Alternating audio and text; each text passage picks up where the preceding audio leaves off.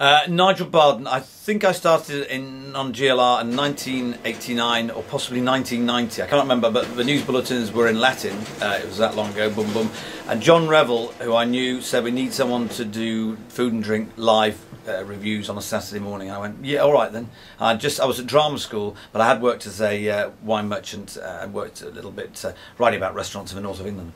And what was different about GLR? What was made it exciting and avant-garde? And what I loved about GLR is that it was great music, but intertwined with witty, intelligent chat, and it was pretty anarchic. You never quite knew what was going to happen, and often it did, which I loved.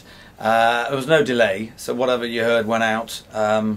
It was just a lot of fun, and it was. I love the mishmash of it all, but everyone seems to be having a good time. Not just people on air. I think the listeners as well. And you must have met some incredible people and some amazing talent. Fantastic. I remember like Diana Luke, who could make a financial phone-in sound like a episode of The Borgias. She did Canada Proud, and probably a few others. She was fantastic, really good fun to work with. Lucy Longhurst used to do a late night show, and she went out with Paul Kenyon at the time, who also worked on the show, obviously now investigative journalist on telly, and he said, "Oh, Nigel, we both come from Lancashire, Northern Scum." He said, "There's nothing that can ever put you off." And I said, "Well, I'm sure there are the things." Anyway, as I was talking to Lucy 20 minutes later, he walked in naked to the studio and walked up to me and started dangling his meat and two veg, and all I could think of instinctively was just to thump him in them, and all he heard on air was, "Oof!" Oh, terribly sorry, I think I caught my foot. And that was just, you know, and he just limped out, but he went out backwards, which was funny, holding his crown jewels. Gideon Coe and Fee Glover, just a joy, great rapport, and Gid was really good fun on air, very game. I remember he tried flavoured condoms. I asked him and he said yes, and he also gagged on herring, new herring season. He put it into his mouth like a sea lion, which was fantastic, and gagged. Funny, I got the same result with Nick Herbert about a year and a half later. He fell for that one too. And I remember one morning going down to the studio down in the basement, which was next to the live studio. Remember those days? And Dracula came towards me, absolutely terrified.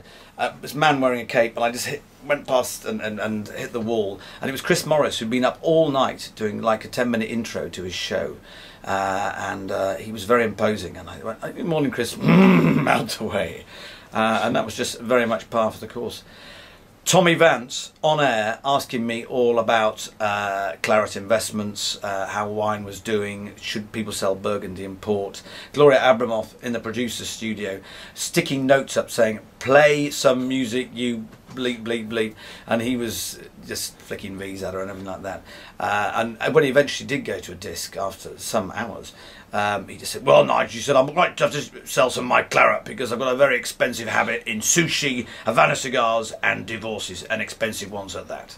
And that was just typical. I mean, Johnny Walker, fantastic. I mean, he asked for someone could deliver a pint of Guinness to the back door once, and about 50 of them turned up, and I think he probably consumed most of those on air. I opened the back door on one occasion to find Eddie Izzard in full female regalia, and just went, "Hello, Eddie. Eddie, yes, call me Eddie, come in." I said, "Yes, come in."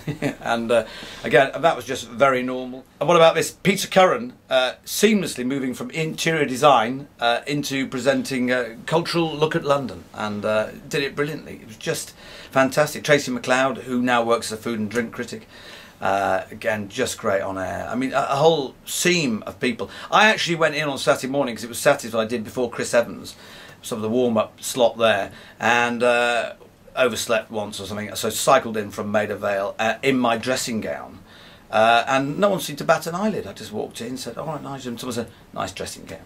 And then over the years with different people, I mean, Tim Smith, John O'Coleman, Al Clark, who just loved talking about cars, I mean, a whole host of people. Nick Herbert, fantastic, and we often talk about hair products and sun-in. It was wide-ranging. And I remember Trevor Dan stood in for someone once, and he talked longingly about a Texan breakfast that he'd had. He loved it, and we played mainly Texan music, and I thought maybe he's from Texas, if not someone from the Midlands. He's just living under a guise.